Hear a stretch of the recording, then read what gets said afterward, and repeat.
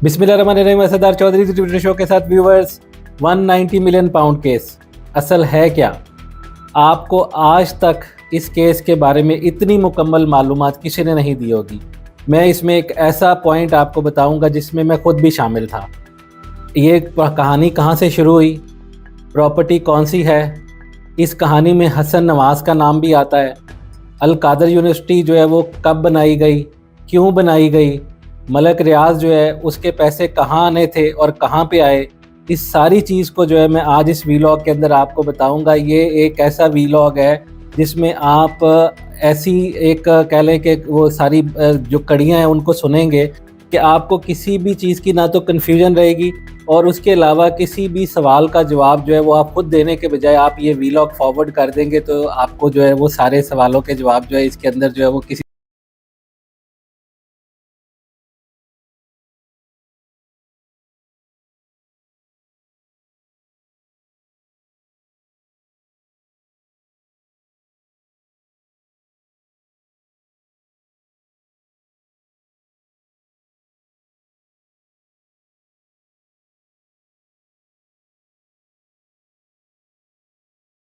बिस्मिल्लाहिर्रहमानिर्रहीम। असरदार Chaudhary Twitter show के साथ व्यूवर्स। 190 मिलियन पाउंड केस असल है क्या? आपको आज तक इस केस के बारे में इतनी मुकम्मल मालूमात किसी ने नहीं दी होगी। मैं इसमें एक ऐसा पॉइंट आपको बताऊंगा जिसमें मैं खुद भी शामिल था। ये कहानी कहाँ से शुरू हुई, प्रॉपर्टी कौन सी है, इस कहानी में हसन नवाज़ का नाम भी आता है।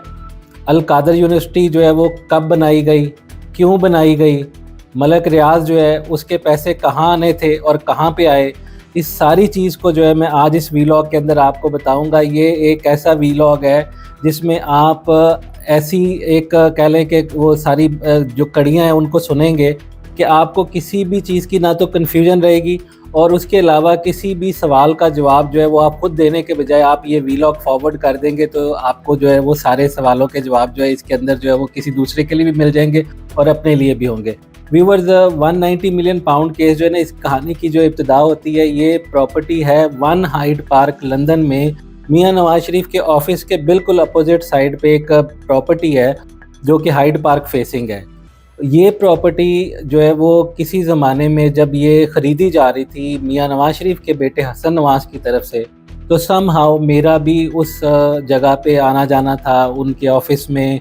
मेरे सामने ये प्रॉपर्टी जो है ना इसकी डील हो रही थी और हसन नवाज़ का जो काम है वहाँ पे लंदन के अंदर, वो 92 से वहाँ पढ़ने गया और उसके बाद वो वापस नहीं आया और उसने वहाँ पे एक जो ऑफिस आप देखते हैं मियां नवाज शरीफ जहाँ पे जाके 4 साल बैठते भी रहे हैं और वहाँ पे पीटीआई के सपोर्टर्स जाके एहतजाज भी करते हैं बाहर, तो वो ऑफिस जो है इसमें उन्होंने अपना पढ़ाई मुकम्मल करने के बाद जो है वो अपना ऑफिस बना लिया। उनकी कंपनी है वहाँ पे जो फ्लैगशिप इन्वेस्टमेंट के नाम से भी है और उसके अलावा उनकी और कंपनीज भी हैं। तो वो पुरानी प्रॉपर्टियाँ ख़रीद के उनको रीफर्बिश करके उनको जो है वो मार्केट में बेचते हैं। पुरानी प्रॉपर्टियाँ लेना, उनको दोबारा तैयार करना और उसके बाद मार्केट में बेचना, ये बहुत प्रॉफिटेबल बिजनेस है। यूके के अंदर भी, यूरोप के अंदर भी और कनाडा, अमेरिका और उसके अलावा वेस्टर्न कंट्रीज़ के अंदर भी। तो ये उनका काम है। अब इत्तफाकन उनको एक प्रॉपर्टी जो है वो सामने मिल रही थी जो उनकी हमसायगी में थी, उनके ऑफिस के बिल्कुल अपोजिट साइड पे थी और हाइड पार्क जैसी लोकेशन के हाइड पार्क सामने नज़र आता था। इस वन हाइड पार्क प्रॉपर्टी जो है इसकी उस वक्त जो वैल्यू थी, जो कीमत जिसमें ख़रीदी गई, तकरीबन कोई 5 मिलियन पाउंड की ये प्रॉपर्टी ख़रीदी गई। 5 मिलियन पाउंड में बैंक ने कोई 75% मॉर्गेज दिया, जो कि यूजुअली बैंक देते हैं। 75 या 80% उनको मॉर्गेज मिला और उसके बाद इस प्रॉपर्टी को 2 साल लगे तैयार होने में और ये 8 मिलियन पाउंड इसके ऊपर ख़र्चा आया। 8 मिलियन पाउंड का जो 75 कोई परसेंट था वो भी बैंक से लिया गया। तो जो टेक्निकली उनके अपने पैसे लगे थे वो तकरीबन सिर्फ 5 मिलियन पाउंड लगे थे। अब 5 मिलियन पाउंड लगा के वैसे टोटल 13 मिलियन पाउंड की प्रॉपर्टी कह लें तैयार होने के बाद जो हुई, लेकिन ये कि अपने इतने थे, बाकी बैंक के थे। कुछ 2 साल लगे इस प्रॉपर्टी को तैयार होने में और 2 सालों के बाद एक बड़ी एक्सक्लूसिव प्रॉपर्टी तैयार हुई। कोई 4 कनाल की प्रॉपर्टी थी। ये कह लें कि 14,500 स्क्वायर फीट कोई एरिया था और उसको जो है ना वो इस तरह से तैयार किया। हर वॉशरूम, हिज वॉशरूम, हर बेडरूम और हिज बेडरूम और इस तरह स्विमिंग पूल और वो सारा, तो वो किसी जैसे शहजादों के लिए, क्योंकि कतरी, सऊदी, अमाराती, अरब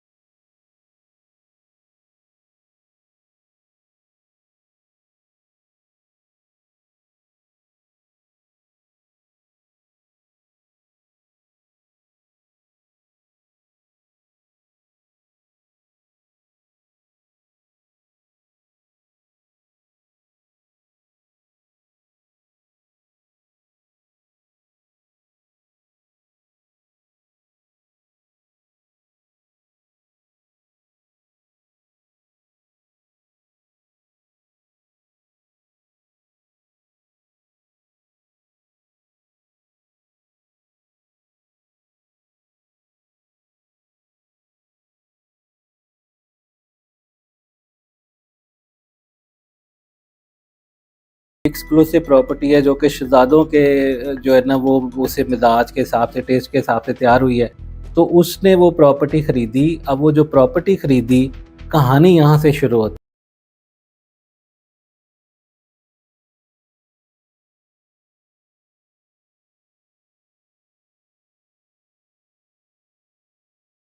है। जो प्रॉफिट कमाया उसके टैक्सेस पे किए और उस चीज़ का जो है वो उसको ट्रांजैक्शन में फ़ायदा हो गया।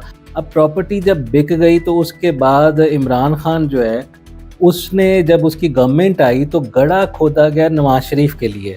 लंदन जो है ना वहाँ पे जो बरतानवी यूके गवर्नमेंट है उनको लिखा गया कि जी इनके जो कारोबार हैं इनके बेटों के, तो उनकी जो है इन्वेस्टिगेशन करें कि वो पैसे जो है इन्होंने कहाँ से लिए, इनके सोर्स ऑफ इनकम क्या थे, शुरू में कैपिटल कहाँ से आया, और उसके अलावा ये कि इनका जो है ना ये सारा जो आप फोरेंसिक ऑडिट करें।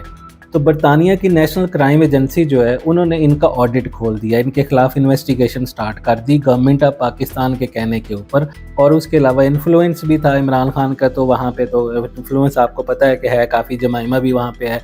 तो एनसीए ने जो है नेशनल क्राइम एजेंसी, जो कि दुनिया में मानी हुई एजेंसी है फाइनेंशियल क्राइम्स को पकड़ने के हिसाब से, तो उन्होंने जब इन्वेस्टिगेशन स्टार्ट की तो उनके कोई साल 2 साल शरीफ फैमिली के अकाउंट भी फ्रीज करके रखे, लेकिन एक पाई की कोई हेर फेर या कोई गलत पैसा, शुरू से कई दहाइयों का इनका रिकॉर्ड जो है वो छाना गया और पैसे सारे के सारे जो है वो सही साबित हुए। फलानी चीज़ से फलाना प्रॉफिट आया, वो प्रॉफिट दोबारा री इन्वेस्ट हुआ, इस तरह से वो पैसे कमाते गए। तो वो सब उन्होंने जस्टिफाई कर दिया, वो साबित कर दिया। तो जो गड़ा खोदा गया था मियां नवाज शरीफ की फैमिली के लिए, उसमें आगे देखिए इमरान खान कैसे गिरेगा। तो वो जो प्रॉपर्टी थी उसका ये फोरेंसिक ऑडिट जब मुकम्मल हुआ तो उसमें वो तो क्लियर हो गए, उनका तो कोई चीज़ सामने ना आई, लेकिन वो जो प्रॉपर्टी थी उसमें से पता चला कि ये बंदे जितने इतनी बड़ी प्रॉपर्टी खरीदी है वो बंदा कौन है। तो ये मलक रियाज है ना। एनसीए को जब पता चला कि ये मलक रियाज नामी एक आदमी है उसने खरीदी है, तो उसका ऑडिट खुल गया। उसका जब ऑडिट खुला तो उसको कहा गया कि भाई है तू पैसे कितों लेके आया। तो मलक रियाज जो है वो उसने पैसे दुबई से पैसे पता नहीं ट्रांसफ़र किए थे और पाकिस्तान से पैसे वो दुबई गए नहीं थे। दुबई में वो पैसे कैसे आए थे, वो हवाले से गए थे, पाकिस्तान के पैसे थे, वो साबित ना कर सका अपनी सारी ट्रेसेबिलिटी। तो मलक रियाज की जो प्रॉपर्टी थी वो जब वो गैर कानूनी पैसे से साबित हो गई कि ख़रीदी गई है, तो जिसको पैसे दिए गए तो उसकी तो जेन्युइन प्रॉपर्टी थी, जेन्युइन उसने बैंक के तावन से बनाई थी, लेकिन पैसे जिसने खरीदी थी उसके हराम के निकल आए। तो बरतानिया ने काफ़ी सालों से एक कानून बनाया होता है कि थर्ड वर्ल्ड कंट्रीज़ और उसके अलावा जो कॉमनवेल्थ कंट्रीज़ हैं, इनके अंदर जो हुक्मरान पैसा लूटते हैं वो बरतानिया में ला के इन्वेस्ट करते हैं, लगाते हैं। तो उन्होंने अपने इस चीज़ को जो है ना वो अपना इंप्रेशन अच्छा करने के लिए, हाई मॉरल ग्राउंड्स के लिए एक कानून बनाया था कि अगर कोई ऐसा पैसा जो गैर कानूनी तरीके से लाया गया, पकड़ा गया, जिसका साबित ना हो सका ट्रेसेबिलिटी, तो वो पैसा उस मुल्क को, उस रियासत को वापस किया जाएगा। ये बरतानिया ने कानून बनाया था। तो जब ये पैसे, मलक रियाज की प्रॉपर्टी जो है वो साबित हुई कि ये हराम के पैसे की है, ये 2 नंबर पैसे की है, और ये पैसा बरतानिया में आके जो है ना ये पीछे से जस्टिफाई नहीं हो सका। बरतानिया तो कानूनी तरीके से ट्रांसफ़र हुआ है दुबई से जो भी हुआ है, लेकिन इसका पीछे से सोर्स नहीं साबित हो सका। तो उन्होंने कहा कि भाई सज़ा भी होगी और उसके अलावा प्रॉपर्टी भी जाएगी। तो मलक रियाज ने बड़ी मुश्किल से जो है ना वो कर करा के वकीलों को डाल के कहा जी प्रॉपर्टी कन्फिस्केट कर लें, प्रॉपर्टी ले लें, मेरी जान छोड़ दें। तो अब मलक रियाज क्योंकि पाकिस्तानी शहरी था तो इसलिए वो पैसे पाकिस्तान आने थे, वो पाकिस्तान की रियासत के पैसे थे। तो पाकिस्तान की रियासत को इमरान खान वज़ीर आज़म था तो इंतबाह किया गया, उनको जो है वो कांटेक्ट किया गया, उनको कहा गया कि जी ये आपके पैसे हैं, तकरीबन 190 मिलियन पाउंड है, 19 करोड़ पाउंड हैं, जो पाकिस्तान के उस ज़माने में 6000 करोड़ पे बनते थे, 60 अरब रुपए। तो ये पैसे आपको वापस करने, हमें अकाउंट नंबर भिजवा दें, हम उसमें पैसे वापस कर देते हैं। तो यहाँ पे जब मलक रियाज ने शहजाद अकबर को बताया, इमरान खान को बताया, तो उसके साथ मलक रियाज का पाकिस्तान में एक केस चल रहा था जिसमें कराची बैरियर टाउन की ज़मीन जो थी, मलक रियाज ने हज़ारों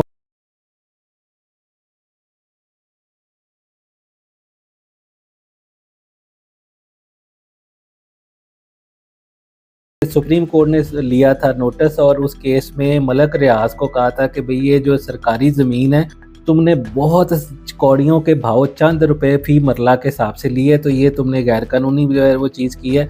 तो हम तुम्हें जुर्माना करते हैं, इतनी ज़मीन जो है ना उसके पैसे तुमने सही नहीं दिए, अदा नहीं किए पूरे, तो रियासत को वो पैसे अदा करो। तो वो जो जुर्माना था वो उसको 460 अरब रुपए का जुर्माना हुआ। वो केस उसका अलग पाकिस्तान में चल रहा था, पुराना, और चल चुका था और उसको जुर्माना हो चुका था।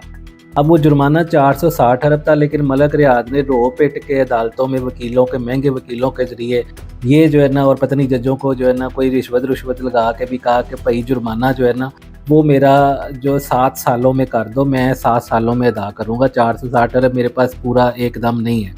तो सुप्रीम कोर्ट ने 7 साल के लिए उसको जो है वो एक अकाउंट नंबर दे दिया सुप्रीम कोर्ट का कि इसमें तुम पैसे जमा करवाओगे। जब ये पैसे बाद में ये पैसे जाने सिंध गवर्नमेंट के पास थे शायद, या फेडरल गवर्नमेंट के पास जाने थे, लेकिन ये कि ये सिंध गवर्नमेंट की प्रॉपर्टी थी तो उनके पास ही जाने थे।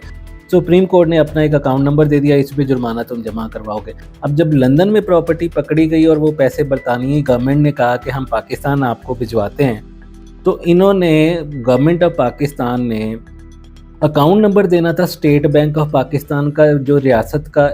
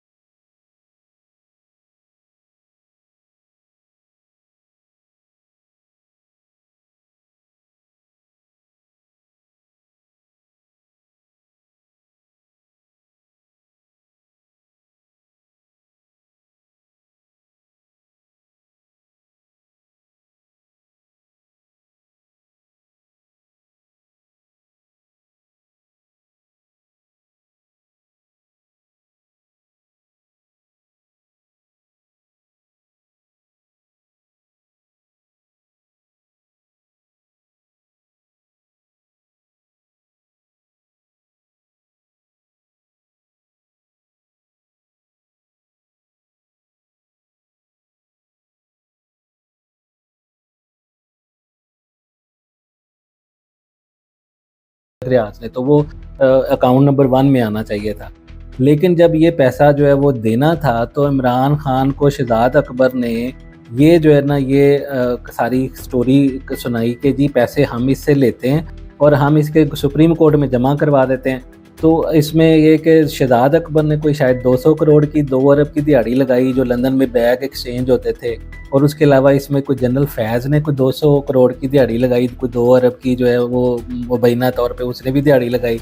और इमरान खान ने तो कैश नहीं लेना था, उनका तो एक अब सरकार वो बन चुका था, शौकत खानम से हेल्थ के सेक्टर में एक फिलंथ्रोपिस्ट बन गया था, एक वो समाजी कारकुन। अब उसके बाद वो जो है वो नमल से जो है वो एजुकेशनिस्ट, वो समाजी कारकुन बन गया था, वज़ीर आज़म बनने के बाद सियासतदान और एक रहनुमा भी बन गया था। अब उसने बनना था मजहबी पेशवा, रूहानी पेशवा।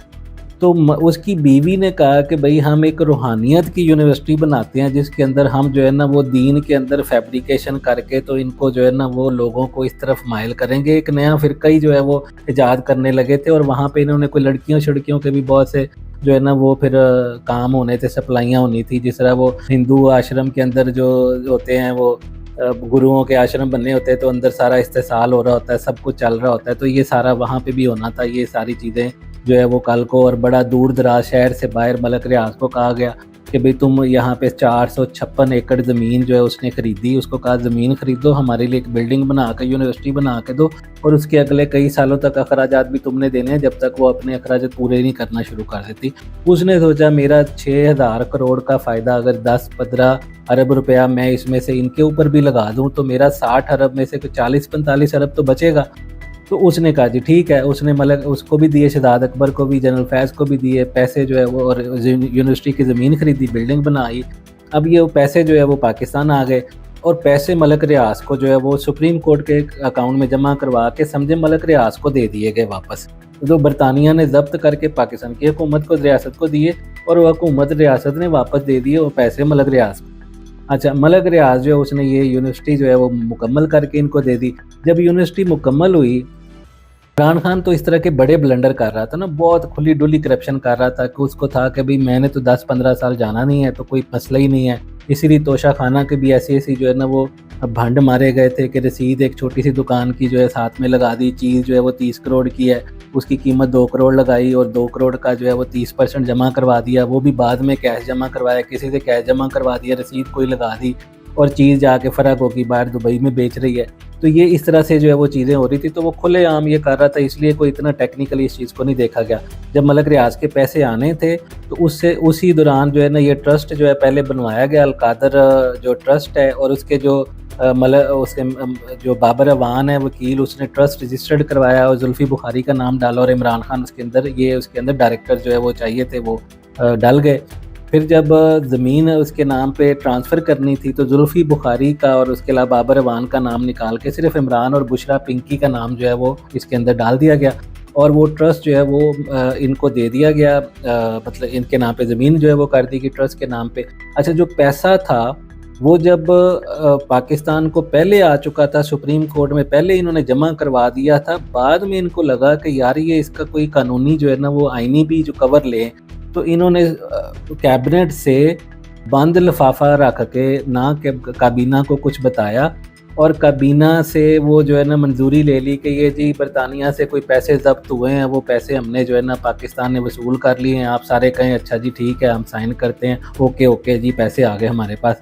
और वो बंद लिफाफे के अंदर वो सारी डील थी कि पैसे सुप्रीम कोर्ट में जमा हुए हैं और हो चुके हैं, पहली 2 किस्तें जमा हो चुकी हैं और उसके अलावा वो पैसे स्टेट बैंक में जमा नहीं जो है ना वो करवाए।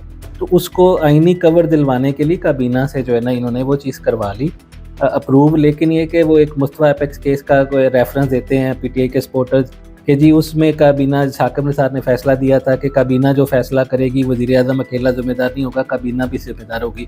तो काबीना में तो अभी दर्जनों वज़रा जो है ऑलरेडी इसके खिलाफ गवाही दे चुके हैं अदालत में जाके और उसके अलावा जो है ना वो साइन भी कर चुके हैं कि ये हमें ना दिखाया गया था, ना बंद लिफाफा था, ना हमें पता था सारी चीज़ का, इसलिए हम इससे मुकम्मल तल्ला-तल की। तो काबीना को मिसगाइड करने में, उनको गलत मालूमात देने में भी केस जो है ना इसमें सज़ा जो है ना वो बनती है। तो अब उसके बाद वो जो पैसा था वो मलक रियाज के पास जो है चला गया, ट्रस्ट जो है वो बन के उसके अंदर जो है ना कोई 150 जो है वो स्टूडेंट फेक जो है वो एनरोलमेंट करवा दी गई। तलत हुसैन ने इसके ऊपर प्रोग्राम भी किया था, जब वो किया तो उस वक्त बड़ी मुश्किल से जब उनको पता चला समा की टीम आ रही तो खाली कुर्सियों को भरने के लिए 100 स्टूडेंट सिर्फ उनको मिल सका था और वो भी लग रहा था कि वहाँ पढ़ नहीं रहे। ये भी फ़िलहाल जो है ना ये एक ड्रामा ही उधर होना था, बाद में जब ये आगे चल के इसको भरना था औरतों से, लड़कियों से, हॉस्टलों में भर भर के पता नहीं क्या क्या फिर वहाँ पे होना था। तो ये स्टूडेंट जो उसका जो डीन है वो भी तारुल कादरी की यूनिवर्सिटी से, वो मनाजुल कुरान से फारिगुल तहसील है, वहाँ से पढ़ के आया हुआ है। मतलब ये देखें सक्के कज़नों का आपस में जो है ना वो ह्यूमन रिसोर्स का जो तबादला है वो भी हो रहा था कि जी वहाँ से बंदा लिया। तो ये बहरहाल इन्होंने एक नया मज़हब जो है ना वो ईजाद करना था, क्योंकि बुशरा पिंकी ने कहा कि अब तुम्हारा सियासी रहनुमा भी तुम बन गए हो, उसके अलावा ये कि तुम पहले हीरो थे, क्रिकेटर थे, एक आइकॉन थे, अब जो है ना तुम्हें रूहानी पेशवा जो है ना बनाना है। तो रूहानियत के उस जगह से लोग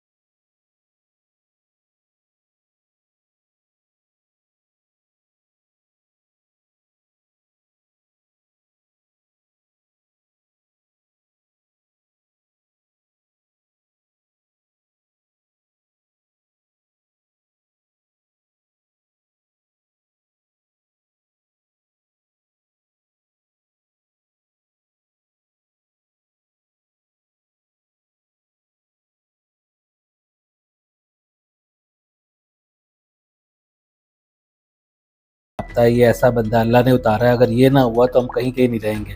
तो ये रूहानियत की यूनिवर्सिटी जो है ना वो इसलिए बनाई गई। अब इस केस के अंदर 1 साल तक समातें हुई हैं, हर तरह से इनको मौका दिया गया। जो गवाह थे उनके ऊपर जिरा करने के लिए इनके वकला को 35-35, 30-30 समातें मुलतवी की गई हैं। तो अब 1 साल के बाद अब जब इस केस का फ़ैसला होने लगा है तो इन्होंने फिर उसकी जो है ना वो फ़ैसला सुनाने के टाइम पे आना जो है ना वो जो मतलब आने से इनकार कर दिया, सुनने से इनकार कर दिया। तो ये इसके ऊपर प्रोपेगेंडा मुख्तलिफ तरह का करते हैं कि जी ये तो इधर ही पैसा रह गया, उसमें पैसा जो है ना कहाँ गया, बाहर तो नहीं लेके गए। और उसके अलावा ये कि ये जो है ना वो दीन के नाम पे था। तो ये सारा मैंने आपको केस बताया कि ये चीज़ थी, ये बेसिकली बहुत ही जो है ना वो ख़तरनाक आदमी ये जोड़ा था। ये जो चीज़ें आगे करने जा रहे थे, ये एक एपी सेंटर होना था एक नए फ़िरके का। ये जो रूहानियत वाली यूनिवर्सिटी है, ये तो अल्लाह की तरफ से ख़ास रहमत हुई कि ये बंदा जो है ना वो इसका इक़्तिदार ख़त्म हो गया और तरीक़त में एतमाद सारी पार्टियों ने, अल्लाह ने इनको जो है वो बसीरत दी और अक़ल दी, और फ़ौज के अंदर कुछ कोर कमांडर्स ने जो है ना वो हिम्मत की और बाजवा को मजबूर किया, तो इससे जान छुड़ा ली। वरना ये तो फिर आगे ईवीएम से इलेक्शन करवा के बंदियाल के होते जल्दी असेंबली तोड़ के इसने जो है ना 2 थे अक्सरियत लेके सदारती निज़ाम लाना था। फिर उसके बाद आर्मी चीफ इसने बाजवा के टाइम पे ख़त्म होने पे जो है ना फैज़ को बनाना था। फिर इन्होंने एक नया फ़िरका ही ईजाद कर देना था, फ़िरका ही नया इंट्रोड्यूस करवा देना था। वो जो अल्ताफ़ का जो भाई का जो गद्दार है, वो मतलब मौत का हकदार है, वो वाली चीज़ होनी थी। इमरान का जो इनकारी है, मुनकर है या गद्दार है, वो मौत का हकदार है। इस तरह की चीज़ें होनी थी जो कराची में हम देखते थे, ये फिर पाकिस्तान में होनी थी। टाइगर फोर्स ऑलरेडी बन चुकी थी। टाइगर फोर्स ने जो है ना वो जो है जाके वो फिर वो नहीं अल मुनकर वाली फ़ोर्स बना के तो जाके जो है ना वो फिर उन्होंने इन्फोर्समेंट ऑफ उस फ़िरका के कवानीन करने थे। तो ये तो बहुत ख़तरनाक जो है ना वो शख्स जो है ना वो पाकिस्तान के ऊपर मुसल्लत था। करप्ट तरीन आदमी, मतलब इसने जो शौकत खाना बनाया उसको भी एक शौक, मतलब वो हेल्थ के सेक्टर में बड़ा पैसा आता है चैरिटी के नाम पे। वो नमल में एजुकेशन जो दुनियावी थी, अब ये एक रिलीजियस जो है ना वो कह लें एजुकेशन के नाम पे। तो हर सेक्टर के अंदर जो है ना इनका वो बड़ा स्ट्रेटेजिक इनकी प्लानिंग थी। वो चीज़ें अपनी जो है वो प्लेस कर रहे थे आगे बड़ी चीज़ें करने के लिए, पाकिस्तान को एक मादर पिदर आज़ाद मुआशरा बनाने के लिए, और एक नीम जो है ना वो कह लो कि इस्लामी रियासत जो है ना वो बन जानी थी। एक अजीब तरह का जो है ना वो माहौल होना था, और बाकी एक न्यूक्लियर ख़त्म हो जाना था। कश्मीर का इन्होंने वैसे ही उधर तुम इधर हम कर दिया था, टी पैक बंद कर दिया था। जो टूरिज़्म है उसका ये कहते थे कि जी टूरिज़्म बड़ा फैलाएंगे, तो वो फिर इधर जो है ना वो चर्स और शराब और वो कहबा खाने जो है ना वो ओपन हो जाने थे। वो थाईलैंड वाला माहौल हो जाना था। यूथ ने भी खुश होना था कि नहीं जी हम तो बड़े खुश हैं, हमें न्यूक्लियर से क्या, हम तो ज़िंदगी बड़े इंजॉय कर रहे हैं। ना किसी इसराइल के लिए हमने ख़तरा रहना था, ना हमने इंडिया के लिए रहना था, ना हमने किसी और मुल्क के लिए जो है ना वो ख़तरा रहना था, ना आलम इस्लाम के किसी मुल्क का हम कल को जो है ना वो लीडर बनने की कोई कैपेसिटी रखते। तो पाकिस्तान जो है ना वो फिर अल्लाह खैर सलाह जो है ना वो अपने एक खुदा न खासा अंजाम को पहुँच जाता। तो ये जो है अलकादर ट्रस्ट केस है, इसका मैंने कहा आपको बता दूं कि ये सारा कुछ उसका बैकग्राउंड था। ये आगे इनके जो है ना वो इरादे थे, उस जगह पे ग्राउंड पे भी कुछ नहीं है। तो ये कि उम्मीद है आपको पसंद आया होगा व्यूअर्स। आप एक तो ये कि वीलॉग जो है ना वो जो भी अगर आपको पसंद आए तो कोशिश करें कि सब्सक्राइब करें और बेल आइकॉन को जो है ना वो जो मतलब वो प्रेस करें, नोटिफिकेशन ऑन करें। और क्योंकि ये मैं कोई मोनेटाइजेशन के लिए नहीं वीलॉग्स बनाता हूँ, क्योंकि इसका अगर कोई चीज़ है भी, अभी तो नहीं आती, बट ये कि अगर कोई चीज़ हो भी तो मैंने 100% चैरिटी जो है वो करनी है उस चीज़ की।